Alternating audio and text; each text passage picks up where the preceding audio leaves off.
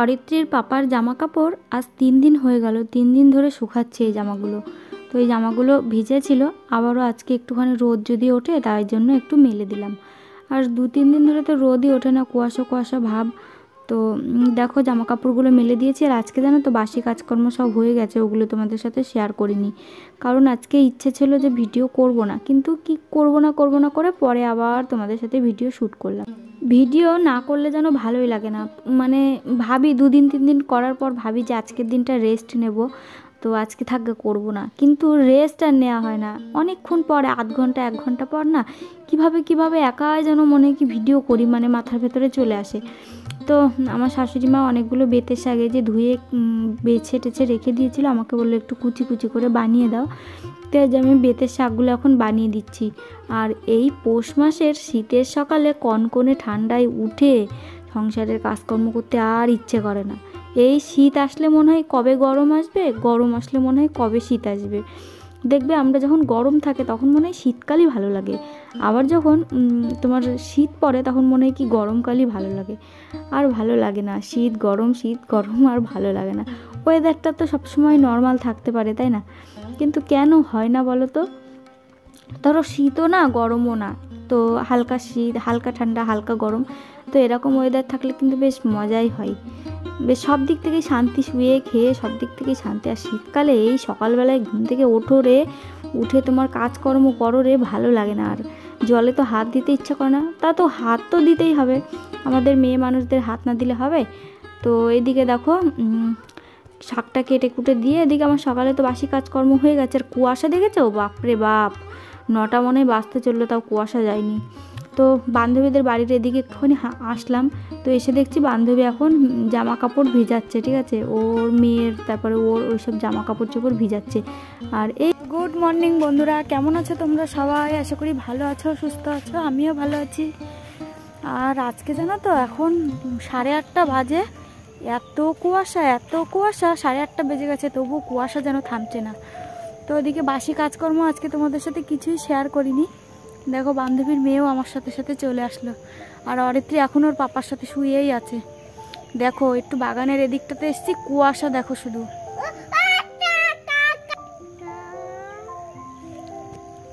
তো চলো ভিডিওটা প্রথম থেকে লাস্ট অবধি দেখতে থাকো, আশা করছি তোমাদের ভালো লাগবে। এখন এখান থেকে যাব, গিয়ে অরিত্রীর পাপাকে দুজনকে তুলিয়ে তারপরে হচ্ছে বাজারে পাঠাবো। বাজার টাজার কিচ্ছু নেই, তারপরে রান্না বসাবো।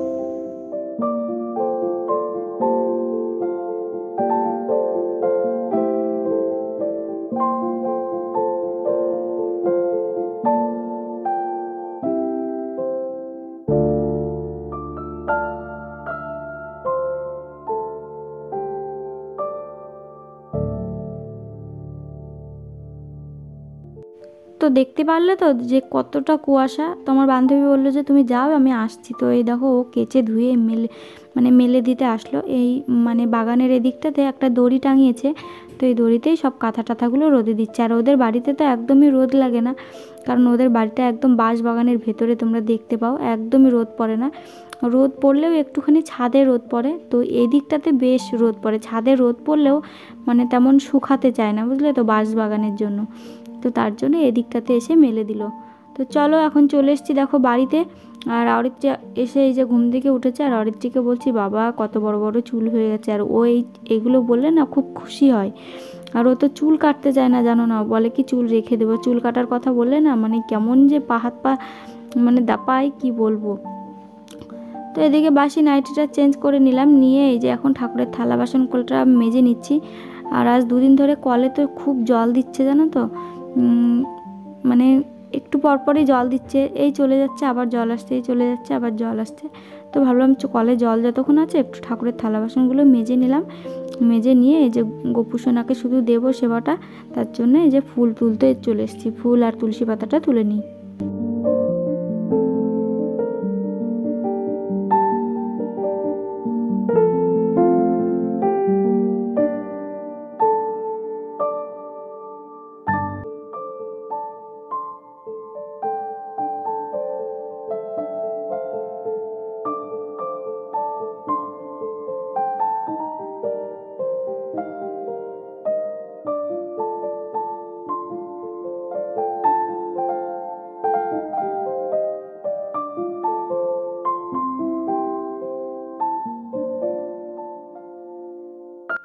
তোমরা আমাকে অনেকেই বলো যে দিদিভাই তোমার গাছের ফুলগুলো খুব সুন্দর, তার জন্য থ্যাংক ইউ। তো জানো তো গাছের ফুলগুলো না তুলতে ইচ্ছা করে না, খুব মায়া লাগে, কিন্তু কি করব বলো, ফুল তো এখন আর নেই। তবুও গোপু সোনার জন্য একটা দুটো এরকমভাবে ফুল তুলি। আমার ফুল তুলতে সত্যিই খুব মায়া করে। আর আগে তো এদিক ওদিক থেকে সাদা ফুল টুল মানে যাই হোক করে পেতাম। আর মাঠে গেলে তো গাঁদা ফুল নিয়ে আসা যায়, কিন্তু মাঠে যাওয়ার সময় কখন আর কে যায় মাঠে। তাও এদিকে ওদিকে যখন দেখি যে এর বাড়ি ওর বাড়ি মালা গাচ্ছে, ঠিক আছে, তখন এদিক ওদিক থেকে আমার শাশুড়ি মা নিয়ে আসে, কিন্তু তুলতে ভীষণই মায়া করে। তো দেখো চলে আসলাম এই ঘরে, ঘরটা বাসি ঘরটা ঝাড় দিলাম। আর সব সময় এই ঘরের ভেতর আমি একটা জিরো লাইট জ্বালিয়ে রাখি, সব সময় না, মানে রাত্রেবেলা করে জ্বালানো হয়। কেন বলো তো, গোপুসোনা থাকে, মানে ছোট বাচ্চাদের তো জিরো লাইট জ্বালিয়ে রাখতে হয় রাত্রিবেলায়, মানে বাচ্চাটা অন্ধকারে মানে ভয় পেতে পারে, তার জন্য আমি জিরো লাইট জ্বালিয়ে রাখি। তো গোপুসোনাকে তুলালাম, তুলিয়ে এখন আমি চোখ মুখটা ধুইয়ে দেব, ধুইয়ে দিয়ে তারপর আমি সেবা দেব। আর জানো তো বন্ধুরা, চলো তোমাদের একটুখানি হেল্প করি। তোমরা আমাকে অনেকেই বলো যে দিদিভাই তুমি তোমার ভিডিওর থাম্বনেল কিভাবে তৈরি করো। তো আমি চলো তোমাদেরকে একটু বলছি, ঠিক আছে। আমি থাম্বনেলটা তৈরি কাইন্ড মাস্টার থেকেই থাম্বনেলটা আমি এডিট করে মানে তৈরি করি। তো তোমাদের বলে দিলাম। আর কিভাবে করি সেটা তো আর না দেখে মানে না সামনে থাকলে সেটা তো দেখিয়ে দিতে পারবো না, ঠিক আছে। তো এইভাবে আমি থাম্বনেলটা করি। আর আমাদের ওই ফোনটা না খুব একটা ভালো না, যদি ওই ফোনটা ভালো থাকতো তাহলে আমি ওই ফোনে মানে ভিডিও করে তোমাদেরকে শিখিয়ে দিতাম কিভাবে এডিট করে আমি কাইন্ড মাস্টারে থাম্বনেল বানাই। তো এই যে এরমভাবে এডিট করে করে করি। প্রথমে থাম্বনেল তো আমি বানাতেই পারতাম না, আমার বরকে মানে বলতাম যে এরকমভাবে একটা থাম্বনেল বানিয়ে দাও না, তারপরে ও বানিয়ে দিত। তারপরে ওই ভুলে গেছে, এখন আমিই সব পারি, মানে এডিট করাও ও আমাকে শিখিয়েছিল, থাম্বনেল বানানো ও আমাকে শিখিয়েছিল, কিন্তু সব এখন ও ভুলে গেছে, মানে চর্চা না থাকলে যা হয়, ভুলে গেছে, এখন সব কিন্তু আমিই পারি। কালকে কিছুটা বাসি দুধ বেঁচে গেছিলো, তো ওই দুধটা ফেলে দেবো, নষ্ট হবে, বাসি দুধ মানে কি দিয়ে খাবো। তো তার জন্য ভাবলাম দুধ দিয়ে একটুখানি চা করি, অনেক দিন হয়ে গেল দুধ চা খাওয়া হয় না, আর র চার থেকে দুধ চা খেতে আমার বেশি ভালো লাগে জানো তো। তো তিনজন মিলে বসে পড়লাম এই যে গরম গরম চা নিয়ে। সকালবেলা একটু চা মুড়ি বা বিস্কিট খেলে পারে একটু পেটটা মাথাটা একটু ঠান্ডাও হয় আর একটু ভালোও লাগে। তো তার জন্য একটুখানি অল্প অল্প সকালবেলায় কিছু খেলে পারে অন্যান্য কাজে কিন্তু মনও বসে, তাই না বন্ধুরা। জানি চাটা খাওয়া আমার উচিত না, তোমরা আমাকে অনেকেই বারণ করো, কিন্তু তোমাদের কথা শুনতে পারি না জানো তো। সকালবেলায় কী করবো বলো তো, সেরকম হেলদি খাওয়ার কিছু থাকেও না, আর খিদের পেয়ে যায়, আর কি করব বলো, তার জন্য চা আর মুড়ি খেয়ে নিই। আর এই মানে পেটে বাচ্চা থাকলে এই সময়টা একটু গ্যাস বেশি হয়। তো অরিত্রীর পাপাকে পাপার সাথে চলে গেল স্কুলে, ও স্কুলে দিতে গেল, আর ও বাজার করে মানে নিয়ে এসছে, কী নিয়ে এসছে চলো তোমাদেরকে দেখাবো। তার আগে রান্নাটা বসিয়ে দিই আগে, নাহলে অনেকটা লেট হয়ে যায় জানো তো। ভাত যদি আমি 8:30 পৌনে 9টার সময় ভাত বসাতে আসি, তাও তোমার অনেক লেট হয়ে যায়। রান্না বাড়া করে উঠে আস্তে আস্তে তোমার 11টা কাছাকাছি প্রায় বেজে যায়, ভাত খেতে খেতে 11টা তো আমার বেজেই যায়। তো অরিত্রীর পাপাকে তার জন্য তাড়াতাড়ি করে আলু সেদ্ধ দিয়ে দিই, আলু সেদ্ধ বা কিছু একটা ভাজা টাজা হলো তো সেটা দিয়ে ও খেয়ে কাজে চলে যায়। ঝোলটা পরে হলেও হয়, ঝোলটা হয় তারপর আমি ভাতটা খাই। তো ঝোলটা দিয়ে দুপুরবেলা আমাদের খাওয়া হয়, আর সেদ্ধ বা ভাজা কিছু করলাম তো সেগুলো দিয়ে সকালবেলাটায় খেয়ে নিই। তো চলো এই দেখো কুয়াশায় ভিজে ভিজে পাটকাঠিগুলো আর জ্বলতেই চাইছে না। তো কি করলাম, ওই দেখো চলো আবার পাটকাঠির পালার থেকে শুকনো পাটকাঠি নিয়ে আসছি। তো শুকনো পাটকাঠি দিয়ে এখন বেশ সুন্দর করে জ্বলবে। আর ওই কুয়াশায় ভিজে থাকে তো বাইরে পাটকাঠিগুলো না ধরতেই চায় না খড়িগুলো।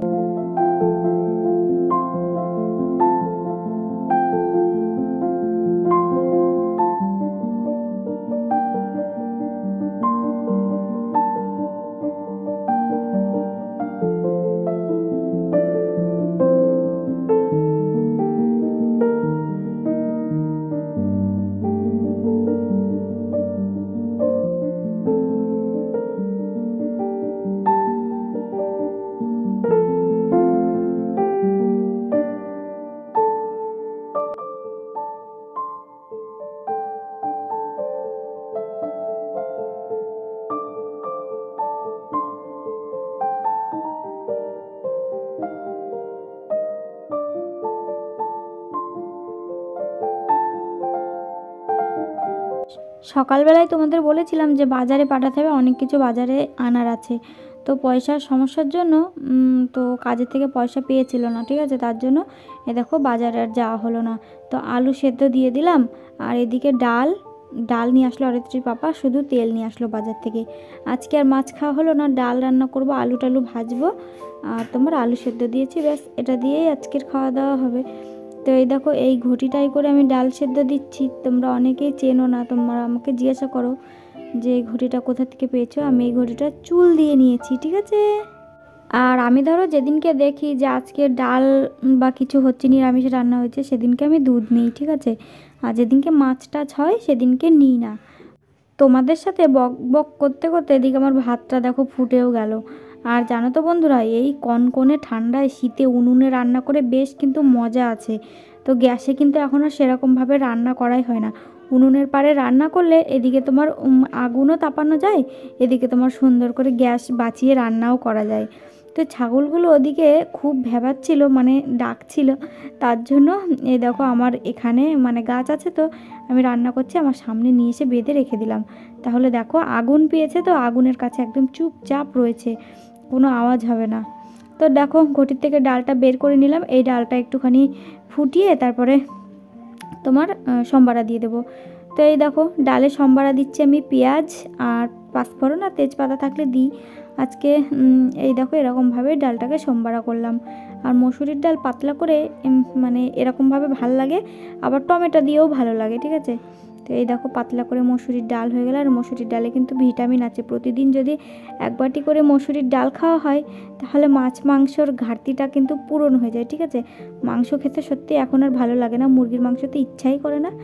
আর এদিকে দেখো আলু দিয়ে পেঁয়াজ দিয়ে এখন ভাজা করব। তাহলে আলু পেঁয়াজ ভাজা আর আলু সেদ্ধ দিলাম, আর ডাল, আজকে সিম্পল খাওয়া দাওয়া হবে আমাদের।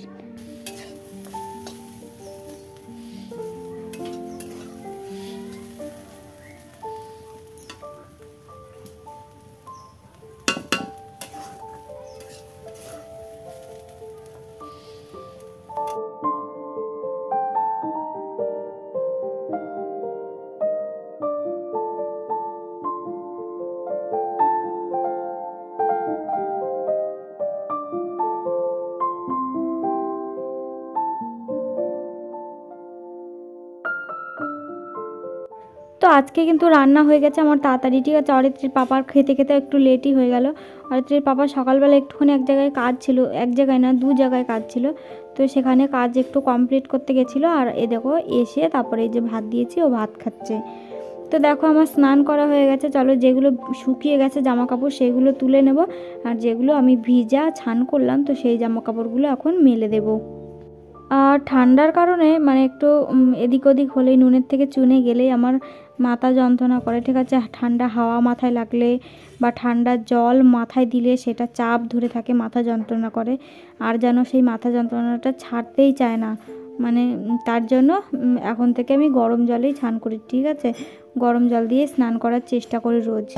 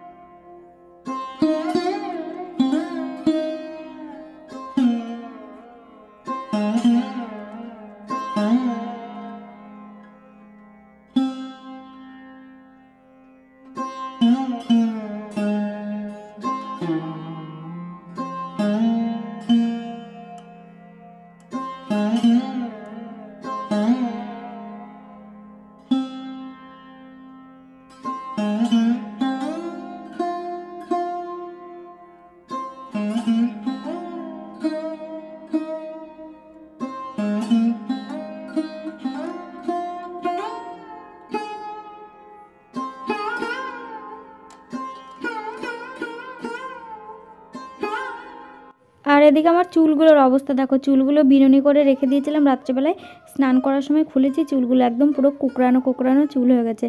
আর আমার না কুকড়ানো কুকড়ানো চুল একটুও ভালো লাগে না, আমার কতদিনের ইচ্ছা জানো তো চুলটা স্ট্রেট করাবো পার্লারে গিয়ে, কিন্তু সেই ইচ্ছা আর বোধহয় হয়তো পূরণ হবে না। তো স্নান করে নিয়েছি, মেয়েকেও স্নান করে দিলাম, মেয়েকে ও কমপ্ল্যান দিলাম, ও খেলো। খেটে ঘুম থেকে উঠে এই যে এখন আমরা আবার দুজনা ভাত খেতে বসেছি। তো দেখো ডাল নিয়েছি, আর ওখানে তোমার শাশুড়ি মা একটু নিরামিষ তরকারি দিয়েছিল, শাক ঘন্ট দিয়েছিল, তো ওটা দিয়ে খাওয়া দাওয়া করলাম। খাওয়া দাওয়ার পরে এখন হচ্ছে তোমার বিকেলবেলা, ঘুম থেকে উঠেছি। দেখো বিছানাটার কি অবস্থা, অরিত্রীও শুয়েছিল, আমিও শুয়েছিলাম। তো বিছানাটার কি অবস্থা, অরিত্রীকে এখন চুল বেঁধে দেবো, ওর পড়ার টাইম হয়ে আসছে, তোমার 3:30 বেজে গেছে। তো এই মাসটাই যেই দিদিমণির কাছে এখন পড়ে, তো এই মাসটাই পড়াবে, মানে সে একটা কাজ পেয়েছে, তো তার জন্য সামনের মাস থেকে পড়াবে না, ঠিক আছে। আর হয়তো কিছুদিন পড়াবে, তারপরে আর পড়াবে না। তো দেখো এই চুল বেঁধে দিচ্ছে, আর মেয়েকে চুল বেঁধে দিলে ওর ওর খুবই ইচ্ছা করে চুল বেঁধে বেঁধে পড়তে যাবে, ওর চুল রাখার খুব শখ। তো ওকে চুলটা বেঁধে দিচ্ছি। তারপরে আমি এখনও দুপুরে খাওয়ার পরে ওষুধ খাইনি, জানো তো বন্ধুরা। তোমরা দেখছো এখন আমি চুপচাপ বসে অরিত্রীর চুল বেঁধে দিচ্ছি, কিন্তু আমার বুকের নিচটা প্রতিদিন খাওয়া দাওয়া করে ওঠার পরে বিষ বিষ বিষ বিষ করে, মানে কেমন যে ব্যথা করে কি বলবো। প্রতিটা দিন অরিত্রী যখন পেটে ছিল তখনও কিন্তু আমার এই অসুবিধাটা হতো, মানে বুকের নিচটাতে একদম প্রচণ্ড ব্যথা করে। খেয়ে উঠলে এই জিনিসটা স্টার্ট হয়, যখনই খাবো তখনই এরকম ব্যথা করে। তো কেন করে এটা তোমরা যদি কেউ জেনে থাকো তাহলে বলবে, ঠিক আছে। এই দেখো ওষুধটা খেয়ে নিলাম, একদম এখানটায় পুরো ব্যথা করে। তো আর সে ব্যথা কি বলবো।